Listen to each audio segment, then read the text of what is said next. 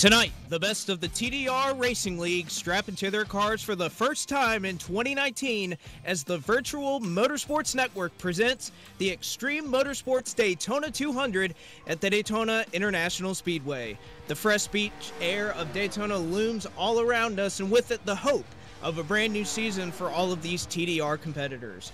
All of these drivers are looking forward to being in the conversation 9 months from now at a track about 290 miles south of Miami, but for now, all eyes are on the prize of being a Daytona 200 champion.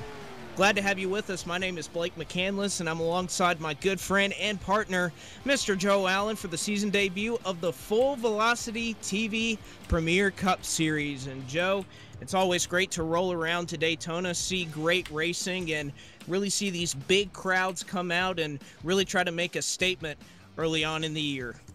Yeah, absolutely. Super excited to be here, Blake. Should be a fun race. First time covering the TDR Premier Cup Series, sponsored by Full Velocity Sim Racing Television. Our good friends Todd Lacasse and Phil Stanton. There we go. They're going to love hearing that. Oh, man. Todd Stanton and Phil Lacasse out here at TDR, though. This should be fun. I know Doug reached out to us, and I'm super excited to get going here at Daytona. Start off our action-packed weekend. We head over to the guys over at FTF tomorrow for their Daytona 500, all part of the Sim Racing Association here in NR 2003, and it should be really fun. It's going to be a good night of racing here. Little short stint we got going on tonight before the big one tomorrow, and these guys are going to put on a good show. I think we have just over, 25 guys or so here this evening, Blake, so star-studded field. I know Gary Piccolo, two-time series champion, is out there back trying to defend his title for a third time. Craig Meyer, long series driver in here. Brian Wolf, Robert Baca, and Bobby Farrell. Jamie Tedder over here from SMO Hardcore. Should be a really good race all around, though. Absolutely. I wouldn't expect any different, and we'll tell you a little bit about some of the conditions going into tonight. Again, it's the Extreme Motorsports Daytona 200 presented by TDR Racing. We're going to be running 80 laps tonight to run 200 miles around the Daytona International Speedway. The damage for tonight will be on moderate, so you may see a couple of accidents that drivers are involved in, and they'll still be able to keep up and compete. Don't think we'll quite see what we saw in the Gander Outdoors Truck Series last night, where only about, it seems like a handful of guys were able to make it to the start-finish line at the end of the race. The weather tonight, 65 degrees and cloudy running cup physics, which is something that you don't see often out here in the NR 2003 community. A lot of leagues elect to go to those CTS physics, but TDR, one of those leagues that will stay in cup. They'll limit the rev limiters out there to just above 7,000 RPM to slow these cars down with the restrictor play, but we'll see if they can still put on good racing here in these conditions. No wind out here at the track. It looks like if you take a look at the fuel window for tonight, you're going to be looking at around 20 laps of fuel mileage, and of course that'll come into play. Joe, I know we were talking with the head administrator here at TDR, Phil Lacasse, just before we went live, and he was saying that we've run a lot of green flag racing here these last couple of weeks. I know they had a great showing for their clash last week. If that's the case and we can run about 20 laps of fuel, maybe looking at a fuel mileage race here to start out, Joe. Yeah, absolutely. And what a year to start off for TDR. 2 green flag races is what Phil was telling us earlier, so should definitely put in for a great show. Looking on the screen here, these cars are really racy, and TDR does it differently. We know a lot of the leagues, Blake, like to go to the CTS physics whenever they're racing on super speedways, but TDR stays traditional to the Cup Series physics, and Phil goes with the weather and the temperature change to try and make up and make these cars a little more racier and suck up a little bit more in the draft as well. So this should definitely put on for a great show, and a little bit of strategy in the mix as well. I know guys like Gary Piccolo and Craig Meyer, they're they're masters at their craft when it comes to saving fuel, and pretty good out there on those super speedways as well. So should be in for a pretty decent show here tonight. I'm excited to get this thing going. Looks like happy hour is just about to wrap up here, and we'll get ourselves into the starting grid.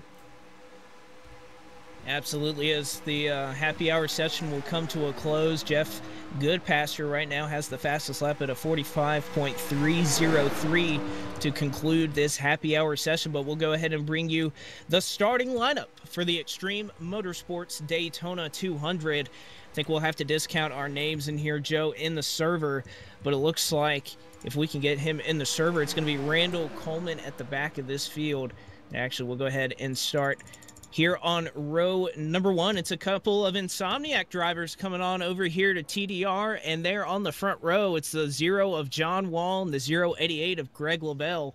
47.377 is your pole time out there at Daytona.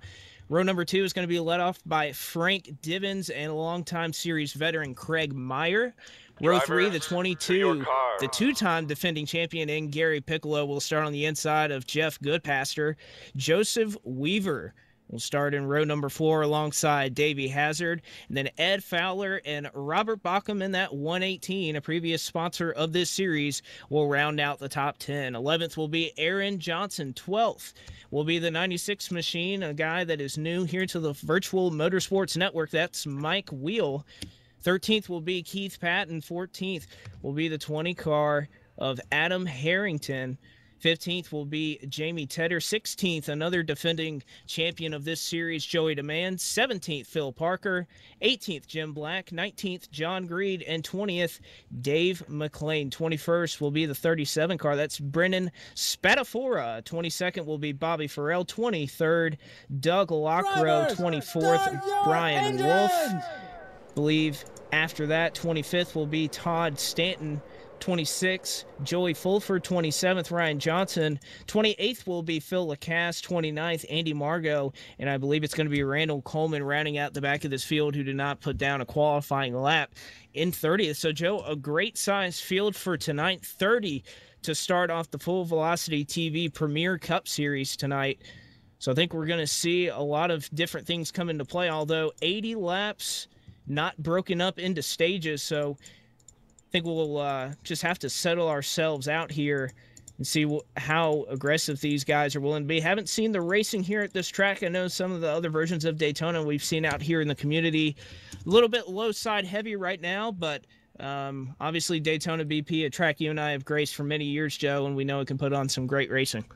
Yeah, absolutely, especially with the CTS physics that we're accustomed to. The track is notorious for having 2 grooves and 2 lines, so should be interesting to see what we can do with Cup physics out here. A lot of super speedway regulars and veterans that we see down there, as well as cars are lining up on the grid. And there's the command to fire engines once again. Blake, we're going to get this thing rolling off here. Looks like 2 blank spots on the grid there, probably where your and my car should be, but hey, it's all right. Cars rolling off a pit road here, followed by the 0 of John Wall. Blake, should be a great and exciting race we have coming up here under the clouds, 65-degree weather. Thank you to all the fans out there watching on YouTube right now. See 40 of you out there watching, and we appreciate you joining us on a Saturday evening here at TDR at the Daytona International Speedway. Absolutely, we appreciate all of you coming out. If you haven't already, go over to Facebook, give us a like, give us a share if you would like to get all your friends and family watching this telecast tonight. Again, the season debut for the Full Velocity TV Premier Cup Series. And there's really nothing like going to Daytona knowing that really anyone has a shot to win this race, clinch their spot in the scramble, and just be able to go out and have a great show early on. Another thing that is unique about TDR is the point system awards points based off of how many drivers come to the racetrack. So that means that these early races where you typically get a higher car count, 30 points will be awarded to the winner of the race, as 30 cars will take the green flag. So these races, not only do they mean a little bit more to try to get off on the right foot, but there are more points on the line, and I think that is not lost on any of these drivers. But right now we're going to come out into turn number 4, our splash and go pace car out there. Again, this mod, courtesy of all the folks at Splash and Go, and this mod looks fantastic. We can't wait to see it for the duration of the 2019 season. But right now, the field is going to be in control of the number 0 Verizon Dodge Challenger, and that is led by John Walls. He'll go into the restart zone, and we are green flag racing in the FVTV Premier Cup Series as John Wall will get a little bit of a lead heading into turn number 1 over Greg Lavelle. However, Lavelle getting a nice push there from Meyer on the outside. Divins in that Napa Auto Parts Ford, kind of akin to Chase Elliott, just a little bit behind right now. Looks like that bottom line starting to form up with about 4 cars there as they come onto the back straightaway for the first lap of the season. Right now, those two dead even, though typically we see the leader jump out, but right now it is John Wall and Greg Lavelle trying to see which line can form up and who can get that work behind them going well. Yeah, take a look at the 088. That's Greg Lavelle, Craig Meyer, and the 21 machine up there on the top side. They got about 6 cars deep on the top side trying to battle John Wall in the 0 down there on the bottom. He's got Frank Divins in the 9 all over his back bumper. 2x2, about 10 rows deep here at Daytona Blake into turn 1.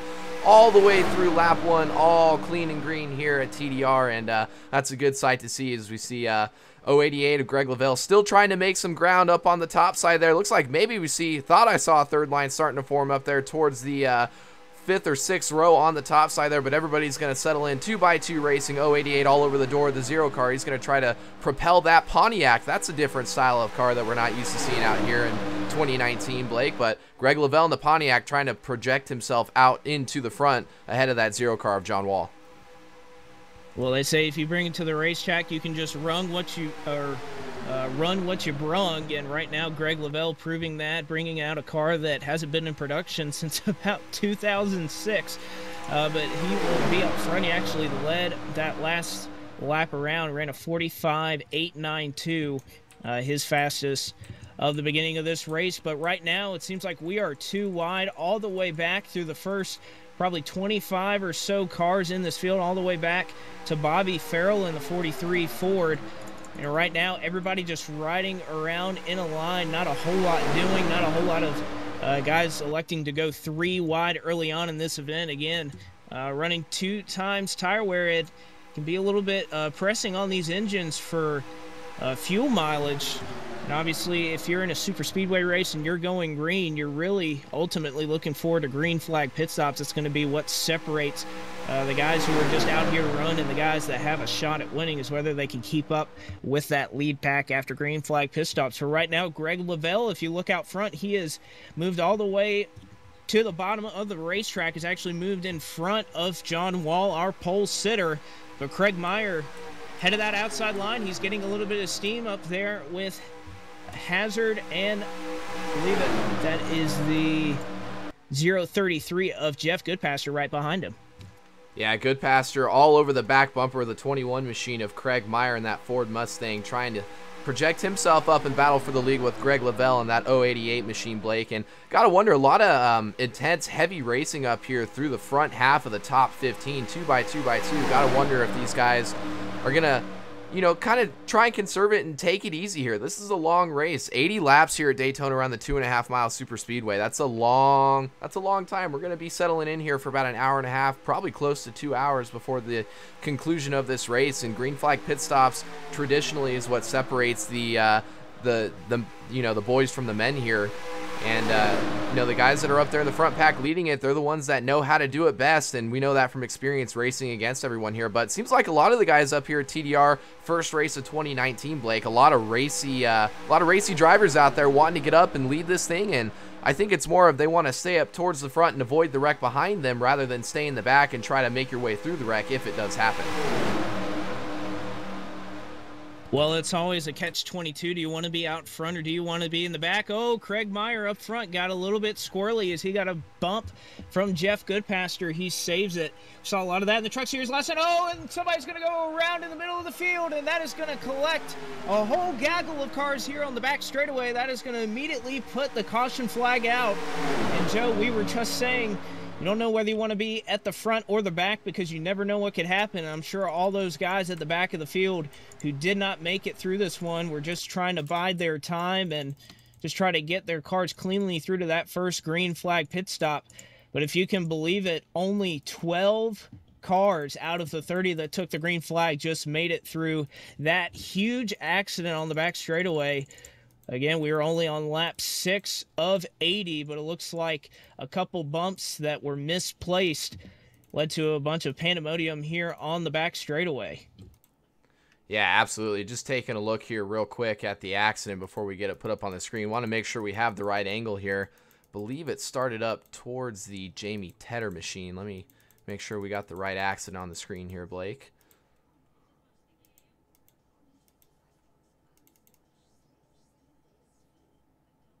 Yep, there it is. All right, we're going to get it on the screen for you folks at home. Looks like it started right around the 910 machine of Jamie Tedder. We'll get us in helicopter view here first to get us going to review this accident. Just get ourselves a little slow-mo here.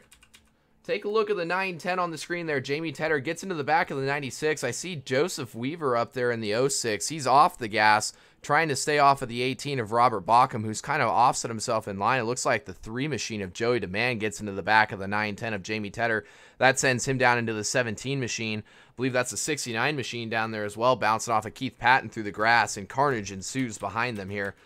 Just cars all over the place. The 7 of Todd Stanton's involved. The 4 of Phil Lacasse is involved. And it's unfortunate for those guys. They do a lot of broadcasting during the week. Both were looking forward to coming out here and enjoying their Saturdays for once and getting back behind the driver's seat. And both of them look like they're going to be relegated with damage here relatively early. That's going to set them back. There's the 24 of Randall Coleman. I believe he gets through it unscathed. He probably just hit the brakes in the back in the parking lot there. And I think our flip counts at 1, too. Who's that flipping through the grass? I can't even see what the numbers. I believe that's the 16, or the 96 machine, maybe? The 16, or no, maybe the 46, Blake. Well, all I know is there are a ton of cars in it. And I believe you were right, Joe. That's how quickly things can go bad here at Daytona. And there wasn't necessarily anything wrong that Robert Bauckham or Joseph Weaver did there. Of course, they were the 4th and 5th cars in line on that outside line. They just weren't lined up perfectly. And obviously, Weaver, not wanting to hook Robert Bauckham in the rear, just checked up a little bit. But that just causes a chain reaction that is really hard to go through because you have to do it all the way through the field. And unfortunately, not everybody caught the message. And early on here at the Daytona International Speedway, we see plenty of cars with damage. Of course, we have to remind our viewers it is moderate damage, so a couple of these guys will be able to get their cars fixed and should easily be able to get back on the track. May not be able to pull a line with them, but should be able to stay in line. I know we kind of had the same thing happen a couple of years ago, Joe, where you had some damage. You can have a little bit of help. You may not be able to lead a line that well, but as long as you can stay in the draft, you should be able to at least be competitive and hopefully see, maybe another few accidents that you're able to get through, but their chance of winning here may be out the window. Yeah, it's going to be really tough to do anything unless you have the teammates and the partners behind you to be able to, that are willing to stay dedicated and stuck to your bumper to push you up there. And, the incident you're referring to, we had about 5 or 6 of us in that race that were just dedicated to my bumper to win me a championship. So it definitely made things a little bit easier, but there was still a lot of work that had to go into it nonetheless. But just to clarify there, I did go back and look at the replay as well. It was the 86 of Jim Black, unfortunate for Jim Black, longtime friend of a lot of us here in the NR 2003 community. He was the one that is the first flip count of the 2019 season here at TDR, and that car just mangled and destroyed. He's already been relegated out of the race back in the 30th position for an accident. It looks like Todd Stanton, that engine had some issues and troubles after the wreck as well in the 7, so he's going to be in the 29th position. Both of those cars have so far pulled behind the wall, Blake. Yeah, unfortunately not Todd Lacasse. That's Todd Stanton. That will not be seeing the end of this thing. He's already pulled behind the wall with a piston issue, and he will finish 29th, as well as Jim Black will finish 30th after being involved in that accident. Phil Lacasse, it looks like he is in 28th on the lead lap, just trying to fix as much damage to that full velocity TV Ford Mustang as he can. And then you see other drivers that were involved: Randall Coleman, Keith Patton, Frank Divins, John Greed, Ryan Johnson. I think it almost might be easier, like we did earlier this week, to name who was not involved in that accident. Just lucky it wasn't at the front of the field, because you don't know how many cars could have taken out. But that's just a pure example of super speedway racing, how quickly things can go from good to bad. And yeah, we have to remind our viewers out there, within the first 10 laps, we still have quite a ways to go, over 70 laps remaining in this race. So we're probably going to see the lights go off on this Dodge Challenger pace car. But Joe, after an incident like that, you may be thinking in the back of your mind, well, maybe it's not worth it to try to push the issue this early. You know, what are we thinking here after 10 laps? We just saw about half the field involved in an accident. What are you thinking as a driver after seeing that, and maybe thinking that you want to be a little bit more patient? Yeah, super speedway racing, honestly, is more of a, it's more about luck and surviving than it is about skill, if we're being honest. I mean, it takes skill to try and qualify yourself up to the front. There's some little, you know, key tips and tricks here that you can utilize as a driver from inside the cockpit. But once you get into the pack racing, you're kind of at the mercy of everybody that's around you. So honestly, Blake, I don't know if there really is a safe spot, because I've been involved in wrecks at the front of the pack, and I've been involved in wrecks in the middle of the pack and at the back of the pack. It's just a matter of, you know, is today going to be your lucky day? Are you going to be able to get through this without any damage, or a very limited amount of damage where it doesn't affect your car too much, as long as you have somebody that's tucked up behind you? That's something that's really going to play a role in this, is the pace car lights are out here on the backstretch at Daytona International Speedway. But I mean, honestly, I've always been one of the guys that prefers to run towards the front of the pack rather than the back, because obviously there's, you know, if you're in the front, you're more than likely going to miss the wrecks that are behind you, rather than in the back trying to navigate your way through there and hoping that nobody gets into the back of you while you're back there. So I've always been one that wants to run into the front, Blake, but, you know, everybody has their differing strategies. I know guys that are out there that prefer to ride around in the back and bide their time until, you know, 15, 20 laps to go, and then they start making their way forward. And then we see guys like Craig Meyer and Gary Piccolo, the two Ford Mustangs up there on the front, the front two positions on the top side there. They're guys that run up at the front the entire race if they can. So there's a lot of differing strategies in the field here, and it should make for an interesting, you know, next part of the race here. Only 10 laps in, getting ready to start lap 11 here as the Dodge Challenger pace car pulls down pit road. Never know what the right strategy is going to be, but right now John Wall sitting probably where every person in this race wants to sit, in the lead, as he'll bring us back under the green flag. We're on lap 11 of 80 left to go in the Extreme Motorsports Daytona 200. It's been John Wall, Greg LaBelle so far running up front, as well as Craig Meyer, just getting a nice push from his teammate Gary Piccolo there on the outside. Right now that bottom line starting to form up a little bit better. You see 4 cars. You'll see Goodpaster now dive to the inside line. Only 3 heading that outside in Meyer, Piccolo, and you can see right behind him it'll be also that 05 machine who has jumped up there. That's Ed Fowler in the Bass Pro Shops Dodge. But it looks like early on that bottom line is where some of these drivers are electing to go, and may be not seeing as much too wide, as these guys will start to be a little bit more patient. I know it's been a little bit of a problem in speed weeks for the Cup guys, is kind of running in a single file line, but in a race like this, there's no stage points. Everything is about where you finish at the end. Don't know if you can really blame these guys after they just saw half the field get involved in a wreck. Can't really blame them if they want to play it safe or just try to get some good track position here.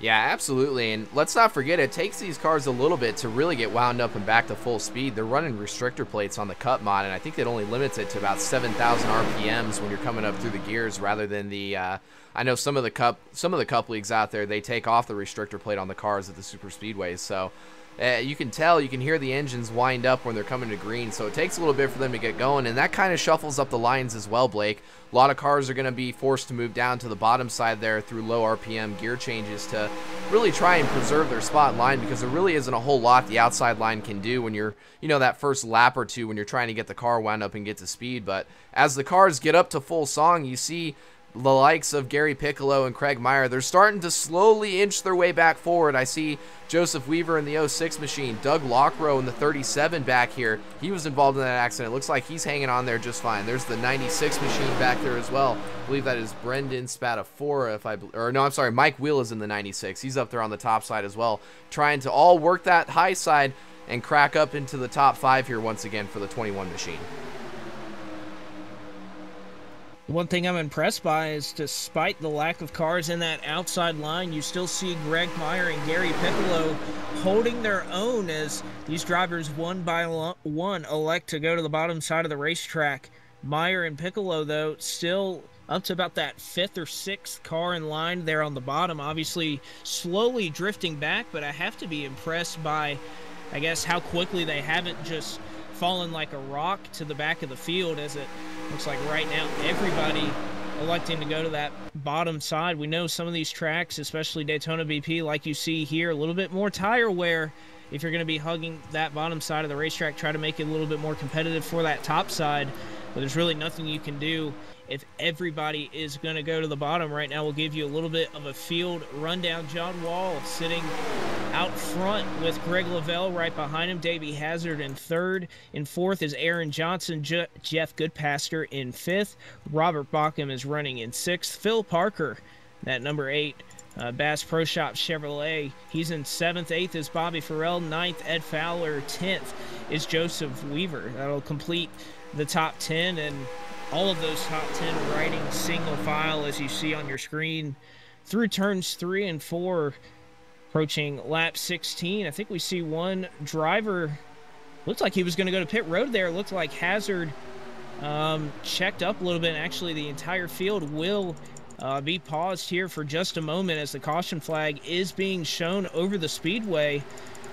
Looking for where that incident may have been, but I can't find a car on the racetrack that has spun or incurred some type of damage. But nevertheless, the caution flag has come out here at Daytona, and that'll slow this field down on the back straightaway.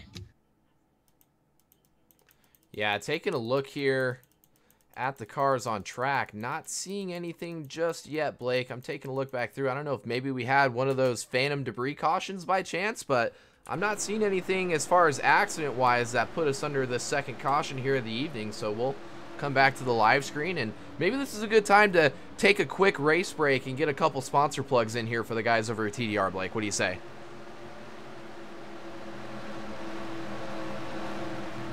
We can definitely do that, as we'll remind you that the Full Velocity TV Premier Cup Series is brought to you by NRT Game Servers, the Sim Racing Association, Checkered Flag Racing, Extreme Motorsports, SMO Hardcore, Spatafora Firearms, and Wheel in the Sky Aviation. And Joe, while we were on that brief break, I think the cause of the caution is actually going to be something that kind of triggers maybe perhaps a glitch in the game. I believe John Greed, who had fallen off the pack, came down pit road and has retired from this race. While he was on pit road, the right sides for his tires went up in the air, and then he decided to retire, click out of the game. And the instant that he retired, that actually brought out the caution flag. So a bit of a weird event there, but that's actually what did it. Looking there on the replay, the instant he exited the sim is what brought the caution out. So don't really know how to explain that there, but something triggered the flag man, and that'll bring out the yellow flag for the second time this evening. Yeah, second time this evening we're under the yellow flag. Maybe we can get a quick word in. I think the driver of the number 7 machine is still here in the race control area with us, Blake. You want to try and see if we can drag Todd Stanton up here and get a word with him? One of the co-owners of the Full Velocity Sim Racing Television that has come on and helped sponsor the duration of the 2019 Premier Cup Series here at TDR. See if maybe we can get a word with him, Blake. See if you can find him, and let's drag him up into the booth here. I'm sure Todd would like to get a quick word in with us. Yeah, Todd, I think I've caught up with Mr. Stanton. Todd, we hate to see you out of the race this early, but how are you doing tonight? Not too bad, considering I was looking forward to this. This is about the only time I get a chance to actually go out and race, and I wanted to come out NASCAR 2-on-3 style and race Daytona. Normally a good restrictor plate track for me. Not tonight, obviously. Wreck early, piston. I got pissed on, of course, so one of those things. Yeah, unfortunately, it is just one of those things that it's not really in your control, but it looks like you guys have a really good crowd out here tonight. Over 30 cars coming out here for the opening of this series. Have to be happy with the amount of support that's being shown early on here at TDR. Yeah, definitely a lot of support over here. Got to thank Jack and those guys for allowing us to come on this sponsorship. It's still want to support NASCAR 2-on-3. We don't get a lot of time anymore, as you guys know. We're booked solid in iRacing and broadcasting just about every night of the week, sometimes 3 times a night. So it's rather tough, but we wanted to make sure that we gave back to the community somehow, and we made sure that we gave sponsorship to Jack here, because I know he's struggling to get a sponsor. Well, good to hear there, Todd. And I don't know, you have a lot of fresh faces, a lot of newcomers out there. I hate to put you on the spot like this, but if you think you had one driver that can maybe bring this thing home, maybe I'll let you put a little bit of a curse on him. Who do you think might be taking home the checkered flag tonight? Well, I have to go with a veteran of this community, Craig Meyer. I think he's probably got the best. And those guys, him and Gary, are going to finish up front. You know they're going to finish up front anytime you're at the super speedway. Those guys work really, really well together. I think that's where it's going to be. Craig Meyer will probably take down the victory. I mean, I could say Gary Piccolo too, but I think Craig's going to stay in front of Gary this time. I think Craig may actually be able to take this win down. So I think Gary does 0-1. Well, you heard it here, Craig. When you get in a wreck, you won't be able to blame us. You'll only have Todd to blame. Todd, been so good talking with you. Thanks for jumping up here in the booth with us. Yeah, no problem. I'm going to sit here, eat my ice cream, enjoy the broadcast, put my feet up and enjoy you guys' broadcast. It looks great, fantastic job, guys. I like the look of it. All right, ladies and gentlemen, that's the driver of the number 7 car. Unfortunately, he's out and will finish 29th in the Extreme Motorsports Daytona 200, his debut, as well as everybody's debut tonight for the FVTV Premier Cup Series. And that is Todd Stanton. Of course, Todd Stanton and Phil Lacasse doing work over at Full Velocity TV, but wanted to come out here, race at their home league as the lights will go off. The pace car will be going green on lap 20 of lap 80. Don't believe many of these guys out front have come down pit road just yet. Joe, I think looking through the back of this field, though, there is a little bit of a difference here setting up with fuel strategy, as a lot of these guys in the back of the field really have nothing to lose. Might as well come down pit road, put 4 fresh Goodyear Eagles on your race car. But a lot of these guys out front, they want to keep the track position, and that may set something up here in about 15, 16 laps if we continue to go green. These guys may be on a different fuel cycle than some of the guys in the back of the field. Yeah, absolutely. Looks like everybody through the top 19 have only made 2 pit stops. First car that has made 3 pit stops is Randall Coleman in the 24, so he's going to be off sequence just a little bit as it comes to fuel. Keith Patton also on pit road 3 times so far this evening. Blake Joey DeMann in the number 3, he's been on pit road 3 times. Dave McLean in the 034, and then we have Frank Divins in the 09. He's been on 4 times on pit road here, so a couple differing strategies, but for the most part, it looks like a lot of these guys out here only on two trips down pit road so far. So I don't know if fuel is that big of an impact or if they've just been able to save a little bit of fuel under the caution laps. But you know, if this thing goes green, that could be a paying factor towards the end of this race. Some of the guys that pitted a little bit earlier in the sequence or a little bit later under this caution actually may be a little bit better on fuel, but it's just going to depend on how many guys come down pit road at any given time. Well, that is something that we'll have to keep you up to speed on out there in our audience, as again, it's going to be John Wall. That Verizon Dodge has been out front all evening long, and he'll restart lap 20 in the same spot in first. Looks like he's going to get a good push there from Robert Bauckham in the Apple Collision Center Chevrolet. Robert bounced off the bottom, though. Will cause a little bit of distance between him and Wall. That outside line starting to form. You see Goodpaster, Hazard, Lavelle, Piccolo, and how about that? You see even Phil Lacasse up there or actually, no, that is another FVTV car. It fooled me for a little bit. That's the 43 of Bobby Farrell. Sorry, I didn't mean to call Phil running up front. No, maybe upset about that, but Bobby Farrell has worked his way into the Bobby Farrell rather has worked his way into the top 10. And right now, I think some of that patience that we were just talking about, Joe, starting to go out the window, is now the field too wide, all the way back to 16th. Some of these guys, it looks like they're starting to get a little racy out here. Yeah, absolutely. A little bit racy indeed. See the 75 of Davey Hazard wasting no time getting that 75 Texaco Haviland Toyota Camry up there, battling John Wall in the 0 car for the race lead here. He's got the 033 of Jeffrey Goodpasser all over his back bumper. Had these guys all really been in the top 5 most of the night. John Wall, the 75, Jeff Goodpasser, Robert Bachman, the 18, the 088 of Greg Lavelle's been up there all night. The 8 of Phil Parker. This is the first time we've seen that Richard Childress Racing 50-year anniversary Bass Pro Shop scheme. He's cracked his way up into the top 5 as well, Blake, trying to rattle the cages of some of the leaders up there. We'll see if he's able to rattle some of these cages. It looks like some of these guys not really staying straight on the bottom lane. We've seen some of these guys kind of bouncing off that apron down there, and I think that's just a product of what you see here at Daytona BP.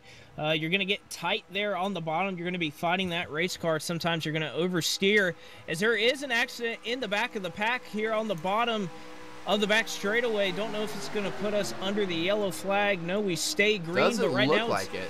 Andy Margot, he's around. Joey DeMann is involved. I think Frank Divens has quite a bit of damage. Keith Patton, he's actually going to pull off of the racetrack. So an accident here on the back straightaway. However, we stay under the green flag. And looks like it just now, updated, Blake. Caution flag out on the speedway here at Daytona. Yeah, it looks like the flagman having a little bit, drinking a little too early here. It's already lap 23, but a lackadaisical reaction will eventually bring out the yellow flag and put our field under our 3rd caution flag of the evening. Was surprised you could see all the skid marks here, and I'm glad this will give us a chance to go back and look at it. Oh, we have more trouble here under caution on the back straightaway, the same spot. I think somebody didn't check up in time for the pace car. And it looks like we see another couple cars around here under the yellow flag. It looks like it's going to be Greg Lavelle, Gary Piccolo. We were just talking about Phil Parker might be involved. So a little bit of action here under the yellow flag. But Joe, we'll go ahead and take a look at what brought us the yellow flag in the first place. Yeah, we're going to have a couple things to look at here. We'll go back to the accident that put us under the caution, and then I'll get back to work and we'll find the after the caution accident as we were checking up for the pace car. It looks like Joey DeMann in the 3 gets into the back of the 69 of Keith Patton. That gets Jamie Tedder into the back of the 3. Doug Lockrell in the 37. Unfortunately, he's going to be involved in this one as well. It just sends the 3 around, and then Frank Divens up a little bit further gets into the side of the 84. I believe that's Andy Margot, if I remember correctly, from all the years racing. It is. Andy Margot in the 84 just gets collected by the 9 of Frank Divens, and all of these accidents had come off the racing surface here, Blake, so I'm not sure where the caution was thrown here, unless maybe race control decided that they needed to slow the pace of the race down to let these guys get themselves back up there. But I'm not sure where the caution came from at this instance, unless it was the 84 sitting down off the surface down there possibly. But I'll throw it back to you for a little more analyst here, Blake, and I'll go up and we'll look for the after the caution accident as well. Well, I'm kind of looking at the instant or that the pace car took off, and then trying to see if there's really anybody on the racetrack when the yellow flag was triggered that was spun around in some way. And I believe you might be right that it was Andy Margot, who had completed his spin, was pulling back onto the racetrack, was a little bit sideways, but was in complete control of his race car. But perhaps maybe him just being a little bit sideways is what got our flagman to pull that yellow flag, because everybody else, although coming back on the racetrack, Frank Divens, he was straight. Joey DeMann was proceeding as well. So really nothing I see that would have brought out the yellow flag. Perhaps you're right that race control, some of the admins decided to throw it manually because they felt that it should have been thrown. But Joe, what happened there under yellow? after the yellow flag had come out. Yeah, it looks like the field just checked up for the pace car right out of turn 2, and Gary Piccolo in the 22 came roaring up through there. I know standard tradition in custom is you slow down probably about halfway down the backstretch, but Gary came flying in there while everybody was kind of trying to check themselves up and really just nowhere for anyone to go. The 088 spins, and then havoc ensues from there. The 37 spinning down through there. The 96 is spinning through there. Looks like the 20 is in it. The 8 got spun around of Phil Parker, obviously. So just one of those chain reaction crashes after the fact. Not much really Gary could have done. I mean, they were about 3 or 4 wide as everybody checked up for the pace car, and normally you go by the pace car and you gradually slow your speed down, Blake. At least that's how it used to be when I know you and me were racing, but it looks like they saw the pace car off of turn 2 and everybody just kind of hit the brakes and came to a stop. And, you know, when all of that happens and you have a collection of 10, 12 cars all in a given area, that's bound to happen, unfortunately. Well, back in our day, it was always better, wasn't it, Joe? But anyways, we'll get you updated on some of the cars that elected to stay out under that yellow flag. We see Davey Hazard, who has resumed the race lead. He stayed out. Jeff Goodpaster did as well. Robert Bauckham, Bobby Farrell. Joseph Weaver also elected to stay out. Ryan Johnson, Joey Fulford, and then Randall Coleman as well. So some of the guys playing the track position game to try to move up forward in this field. A couple of laps had passed before our previous yellow flag, and so those guys are hoping perhaps for another quick one so they're not stuck on a wrong fuel cycle to start this next green flag run. But also, if you are pitting for tires and fuel, don't know how much fuel exactly you're going to save, and obviously with some of the accidents that we've seen, they're all originating from the middle of the field. So you come down pit road and kind of find yourself back there, it may be a recipe for disaster, and you'll have to be trying to avoid an accident. But right now, Davey Hazard, again, out front in that Havoline Toyota, will be running in the FTF Daytona 500 that we have coming up tomorrow night, and make sure you don't miss that. It's going to be 500 miles, all 200 laps here around Daytona. We have 38 drivers qualified for it right now, and 1 driver that will race their way in tomorrow night in the last chance qualifier just before the race. I'll actually be running in that race, so get a little bit of some analysis, some notes to be able to take before we take the green flag for the real deal tomorrow night. So make sure you don't miss that. Follow us on Facebook at the Virtual Motorsports Network. Make sure you catch all of the action for FTF's Daytona 500. Yeah, definitely going to be an exciting event tomorrow, but let's not look too far ahead in the future. We still got another 40 or so, or 40. I can't even math tonight, Blake. Can you believe this? We still got 50 laps to go here at TDR in their Daytona 200 presented by Extreme Motorsports. Frank Diven's always been a longtime supporter of TDR and a lot of the ventures over here at the Sim Racing Association. So good to see him back on board sponsoring another event for TDR.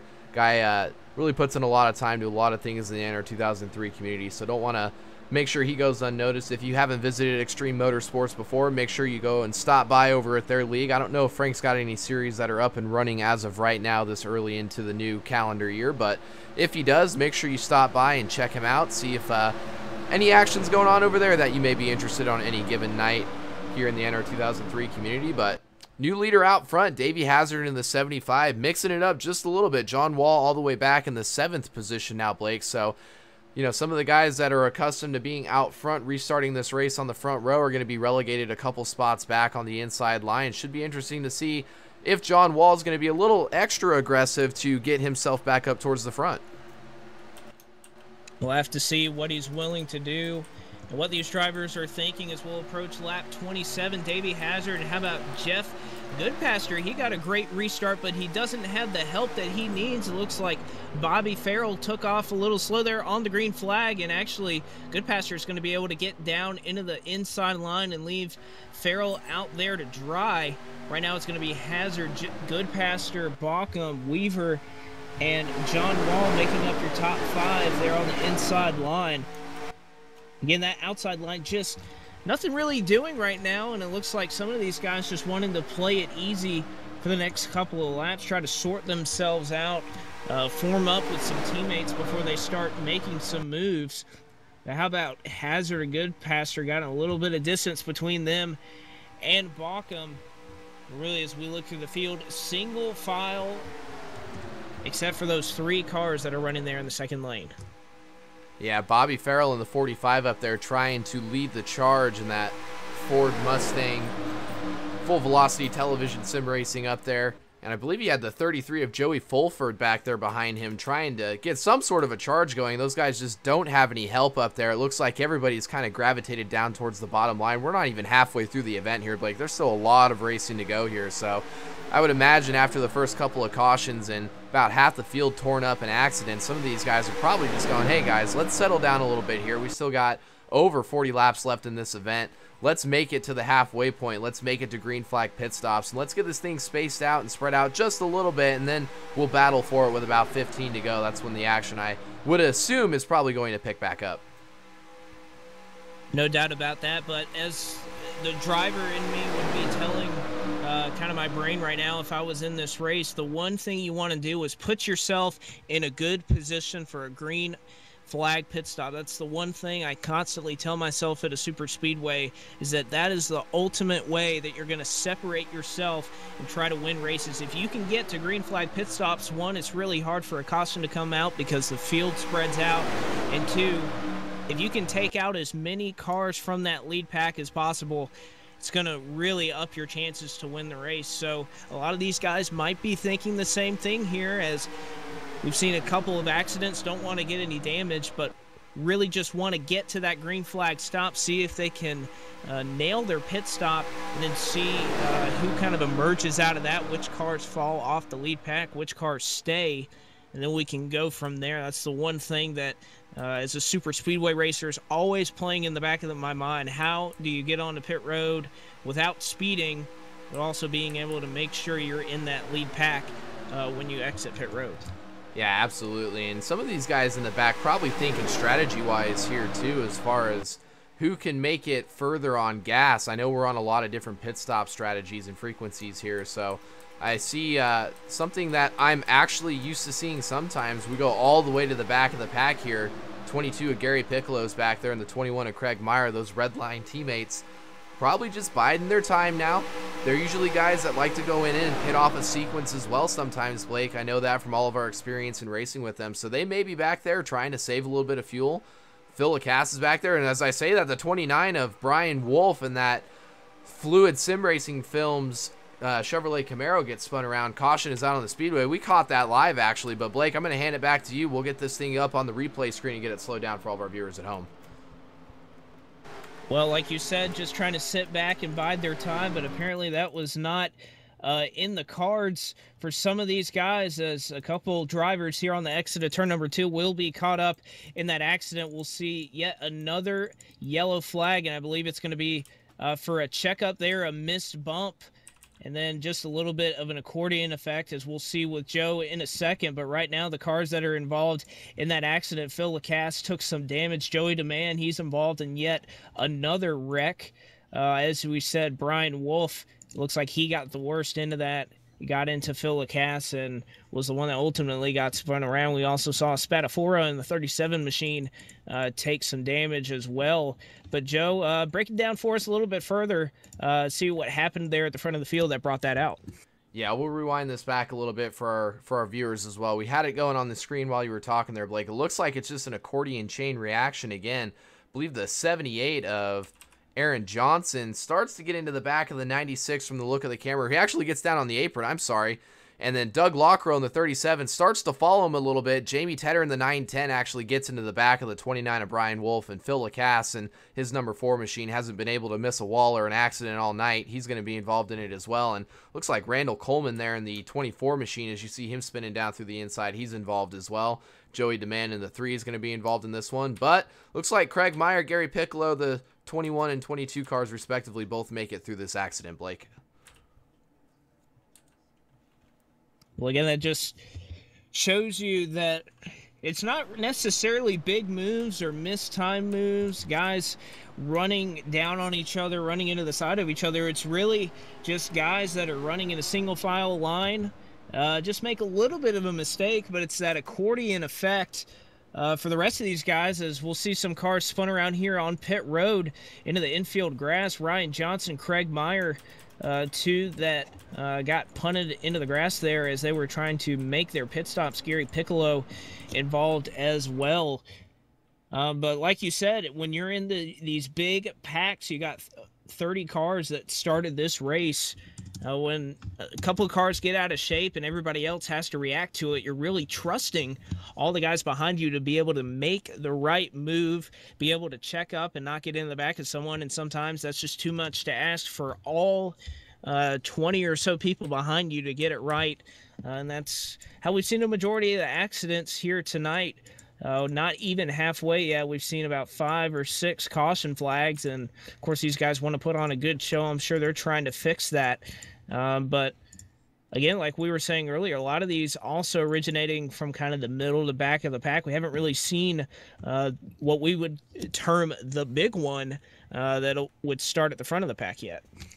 Yeah, not quite. While you were talking, I rewinded the footage here to get the pit road accident on there, just to break it down for our viewers. It looks like the 59 of Ryan Johnson slowing up, trying to avoid getting into the 4 of Phil Lacasse on pit road, and Gary Piccolo came up and got into the side of the 59. That got them both out of shape, and Craig tried going through the grass and ended up making contact with him as well. So that was the accident on pit road, Blake. Unfortunate for those guys down there. I think that might put the 22 to the rear of the field, possibly. I don't know if they serve end of longest line penalties for secondary incidents here at TDR or not. I don't know if the rules have changed, but I believe those guys will probably have to line up at the rear of the field as well.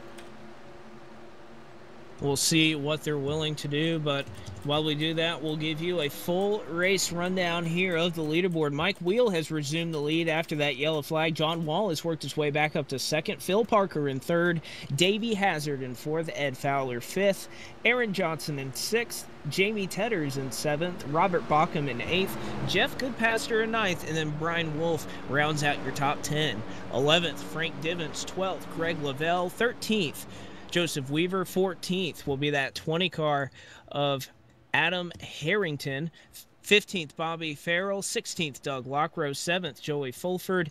18th, Brian Spatafora. 19th, Dave McLean. And then 20th, Andy Margo. 21st, Ryan Johnson. 22nd, Joey DeMann. 23rd, Phil Lacasse. 24th, Gary Piccolo. 25th, Craig Meyer. 26th, Randall Coleman. And then the drivers that have already pulled behind the wall in this one: Keith Patton, John Greed, Todd Stanton, and in last and 30th, as we mentioned earlier, the 86 of Jim Black. That's your full race rundown here on the Virtual Motorsports Network, the voice of NR.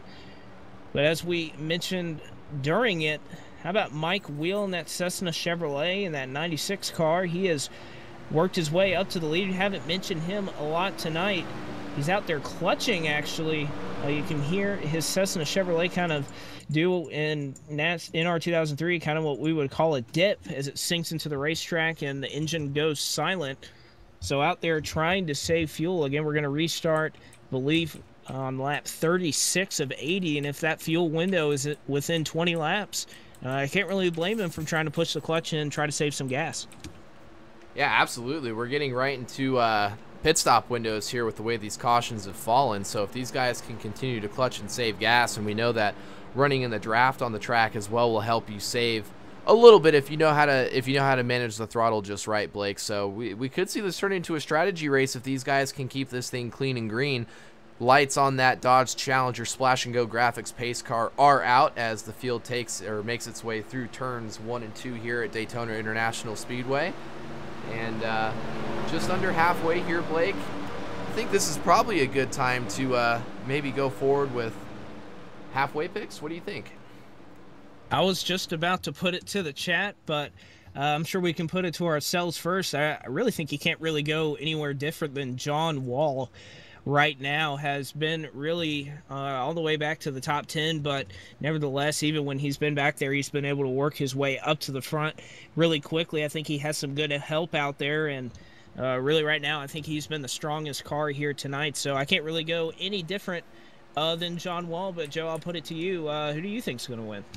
Yeah, you know, another guy who's been really running in the top 5 for the majority of the evening has managed to keep his nose clean and has actually gotten out front and led this race, that number 75 Toyota Camry of Davey Hazard. I think that if anybody can go out there and compete with that zero Verizon Wireless Dodge Challenger, it's going to be the 75 of Davey Hazard. He's my pick to win the race tonight, Blake.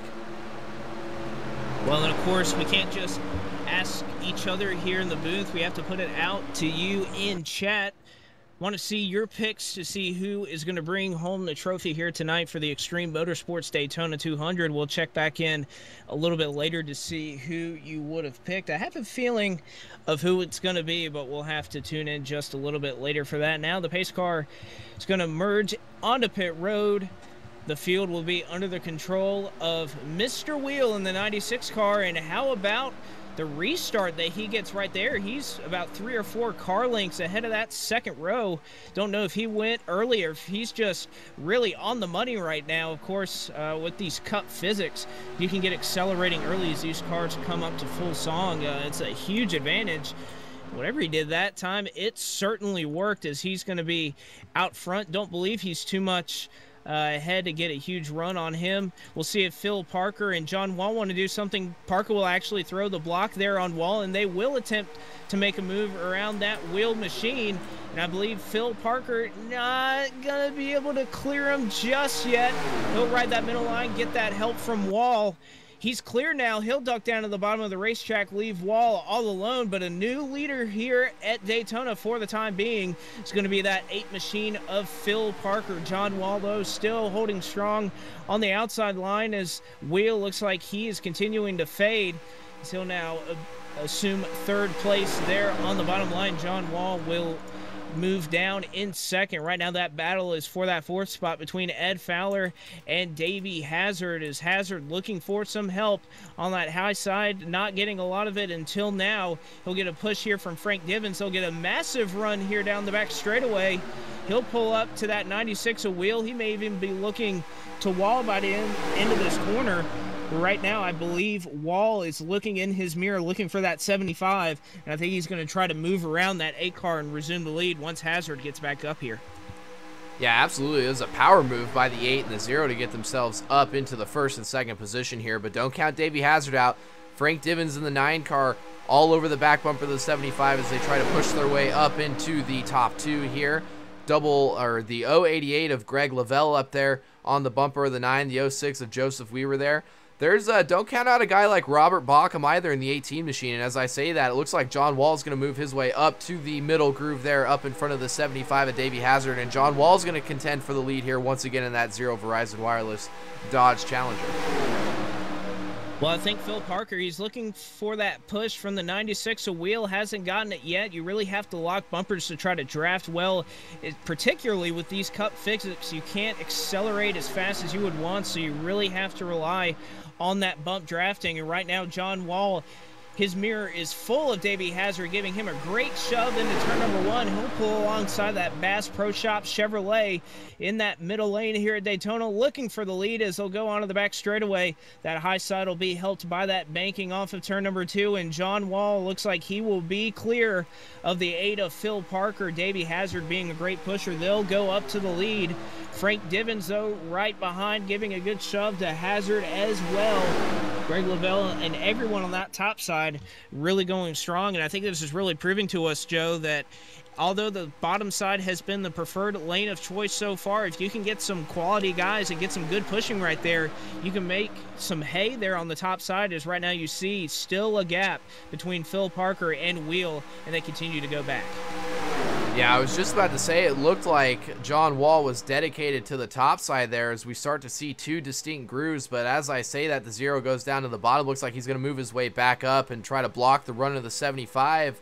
Nope, he's going to pull back down in front of the 8. That's going to allow Davey Hazard to pull up to the door of the 0. He's got a lot of help from Frank Divens in the 9 and Greg Lavelle in the 088. Those two guys run a lot with each other. You might as well consider them team guys here as they push that 75, hopefully out into the race lead off of turn 4, Blake. Well, and I believe they're going to do just that. Frank Divins will give a shove to that 75 machine, and now Davey Hazard will resume the lead. Doesn't get a point for leading that lap, but nevertheless, that is one that will go in the lead lap column right now. The high side starting to create leaders out here as John Wall, he'll come back down on the inside lane. Phil Parker trying to give Wall that shove that he needs, but that's the one thing about this bump drafting is not only do you need to get up right to the bumper of the car in front of you and draft, you really need that draft right behind you to propel your car forward, help along with the car you're trying to push. Right now, Parker doing a good job, though. Frank Divins gets a little bit off a Hazard. It looks like at the line this time, John Wall on the bottom side will take the lead. Some great racing here at TDR. The bottom side coming through, the top side doing so as well. And again, we stay green as we're past halfway now on the lap 42 of the 80, past 100 miles here at the Daytona International Speedway. And these guys really starting to put on a show and show that really both of these lanes are pretty even, but it's who's going to push better that's going to get out front. Yeah, and there's only 6 cars right now in this lead group that are up there on the top side, and they're able to hang with the bottom, Blake. And I don't know if that's because there's checkups down on the bottom of guys trying to avoid getting into one another, or maybe a combination of that and the cars on the top side being able to keep the engine RPMs wound up just a little bit more than the guys on the bottom here at Daytona. But that top side really able to stay up there and battle with the leaders up here. Davey Hazard still trying to propel that 75 machine out in front of the 0 John Wall, just not able to really clear him. He can get up to the door and up to the bumper, maybe even get himself a little bit of an advantage across the start-finish line, but really not able to do anything to clear him just yet, Blake. As we continue to look back at the battle through this field, again, I just really think that high side is really locking very well together right now. You can see it all the way back from 4th in that high side with Joseph Weaver and Harrington in that 20 car. They're giving a great push, and that's helping Lavelle Divins push Hazard out in front of the lead. The real question is now is anybody going to try to make a 3-wide move and push somebody out of line? That's how you're going to make these real positions up. You can kind of stay locked into your, or feel like you're locked into your spot and there on the bottom or on the high side, but the way you're going to be able to move up and through the field is kind of trick the guy in front of you to maybe making a move or trying to shove him out of the way.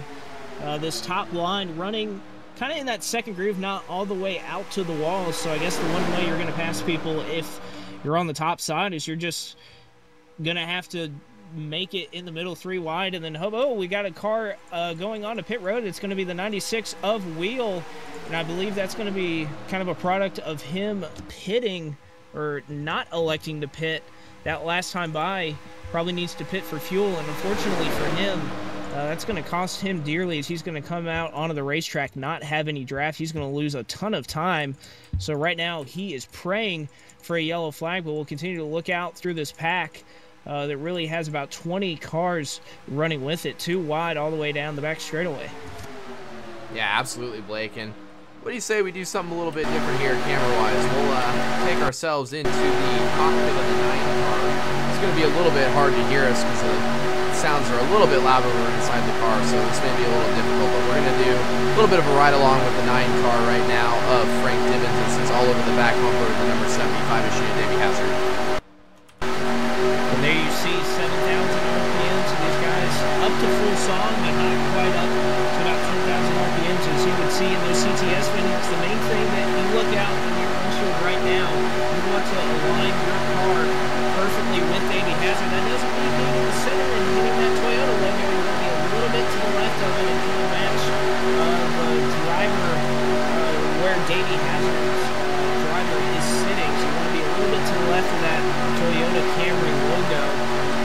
Also, you want to be able to make sure that you time your pushes right. You want to make sure you kind of get it at the end of the straightaway, send them into the corner, because you don't want to bump draft in the corner. But you can see here at these high speeds at the wall and Hazard will get a little bit close there in the front row, just how hard you have to work to try and keep up with these guys. And I think the one thing that the second line isn't doing yet that they could is they can really pinch down that bottom side. You see plenty of space that Frank Divins has given there to his left side.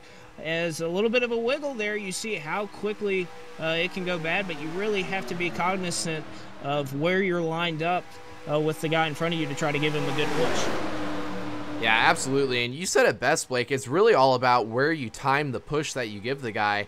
Sometimes it's better to do it towards the end of the straightaway and catapult him into the corner, or, you know, depending on what the cars are able to do. We've seen that the high line is kind of stalled out here. You almost want to attach your front bumper to the rear bumper of the car in front of you, and you want to push them all around the racetrack. You don't want to slam draft, because the problem with slam drafting is you may catapult that guy out there in front of you and get him up, you know, next to the next position in line, but once you get back up there, he's going to slow and check up the entire line because of the speed difference, as if you were to have a car attached and glued to your back bumper, Blake. So it's all about, you know, the type and style of pushing that you're doing to the guys in front of you. Slam drafting doesn't necessarily work when you pair the physics combination that we have with the Cup Series here at a track like Daytona.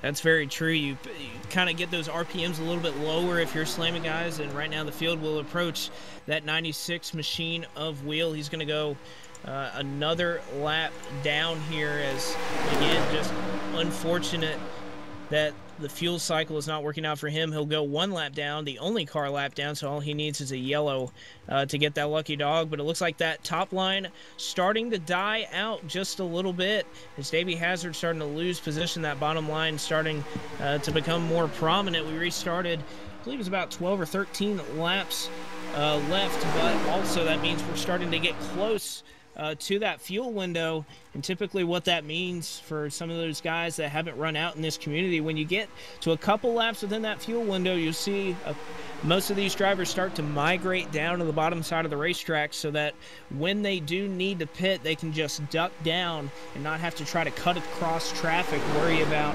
potentially taking some people out, getting onto pit road. So you see Davey Hazard, he'll go to the bottom as well, and really that entire top line within the span of 2 laps has worked their way down to the bottom. So don't be surprised here in the next couple of laps if we see some drivers starting to go down pit road and start those green flag pit stops. Yeah, and this will be that point in the race, Blake, where we're going to see the guys that took advantage of that 5-minute happy hour session before the race started to dive down onto pit road. As I say that, leaders are pulling off the track. It looks like the majority of the top 10 are going to come down on pit road, Blake. I'll throw it down to you. I think you're going to follow along with the zero machine of John Wall, correct?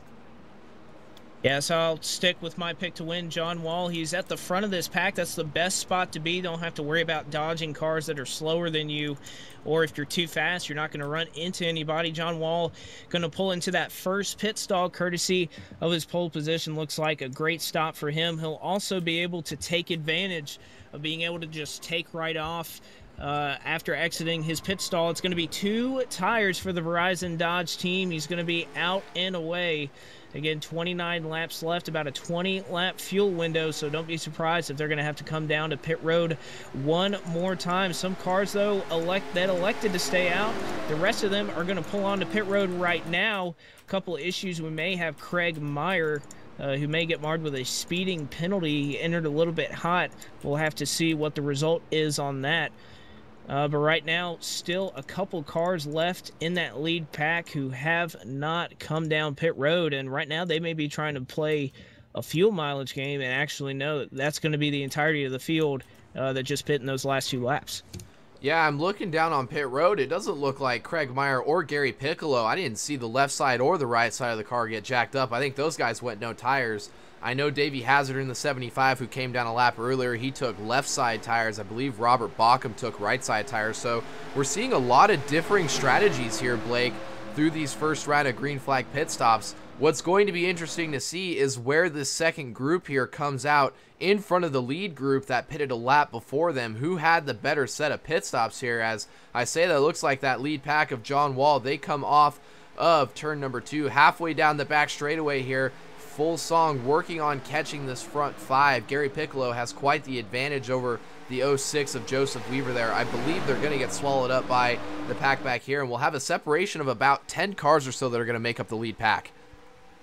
Well, that's kind of the other downside of some of these green flag pit stops is if you can get out front with about 2 or 3 cars, you may get out about 2 seconds ahead of everybody else. But if you only have 3 cars and another pack has about 10, there's really nothing you can do. Just sit out there and wait for them to catch you. But right now, that second pack of John Wall, Lavelle, Fowler, and that 78 car will catch them as I believe we're going to see Joseph Weaver. He's going to pull onto, or not pull onto pit road. He's going to lose it and collect it back on the bottom side of the racetrack. Maybe he's pulling back to serve a penalty, or perhaps he just hit the apron and lost control there.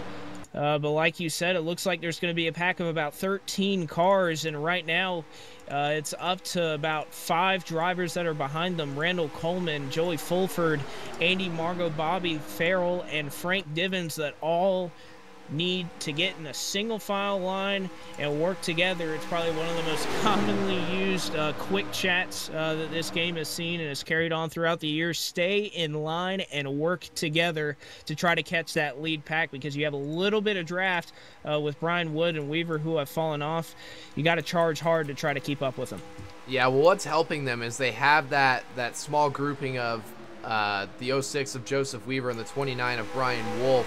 They'll be able to take those guys and keep them in the pack with them as well, and that'll turn 5 cars into 7.